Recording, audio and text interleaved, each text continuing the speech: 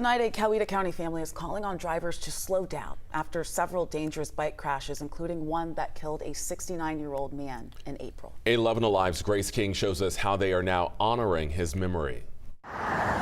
In April, Carl Wiggers hopped on his bike to enjoy some fresh air and sunshine. That was his happy time.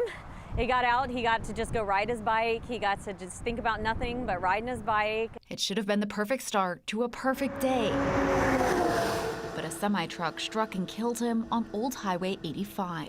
I don't know how they didn't see him. He was wearing bright red. He was a big man, about 6'4". He had his helmet on. He had flashing lights on the back of his bike. Ronnie Henderson lost her dad and her North Star. Anytime anything happened, he was just the person I went to ask questions. She's worried his death isn't the only one. GDOT data shows there have been roughly 36 other bicycle crashes in Coweta County over the last 5 years. We've had way too many incidents of either folks intentionally injuring or killing cyclists due to road rage and aggressive driving, or negligently running down cyclists in broad daylight through inattentiveness or just a lack of regard for the law. Bike Law Georgia attorney Bruce Hagan says most of those are preventable. Every single one of the cases we've handled would have avoided the consequences if the driver had just paid attention to being a safe driver, or if they just hadn't been an angry driver who was trying to punish somebody for riding a bike. They hope Carl's story will help change that. It might slow you down by 15 or 30 seconds,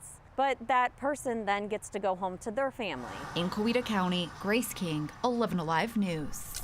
Now the cyclists are hosting a ride of silence coming up next Wednesday in Peachtree City in honor of Carl and all of the cyclists they've lost. It starts at 6:30 p.m. at the Braylon Shopping Center.